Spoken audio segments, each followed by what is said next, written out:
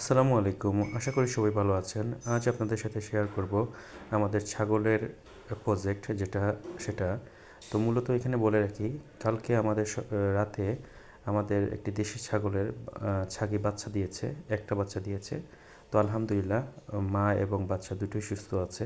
তো এখানে বলে রাখা ভালো, আমাদের ছাগলের খামার মোটামুটি 100-এর উপরে ছিল এবং যমুনাপাড়ি, তুতাসহ অন্যান্য ছাগলগুলো ছিল। তো আমরা সবগুলোকে সেল করে দিয়েছি এবং আপাতত দেশীয় ছাগল 6-7টার মতো হবে, এগুলো আমরা রেখেছি। কারণ ছাগল আমরা যেগুলো বড়গুলো, বিশেষ করে যমুনাপাড়ি তুতা ছাগলগুলো ছিল, ওইগুলো দিয়ে আসলে আমরা বেশি একটা প্রফিট করতে পারি নাই, যার কারণে ওগুলোতে খরচ বেশি ছিল, যার কারণে ওইগুলো আমরা সেল করে দিয়েছি।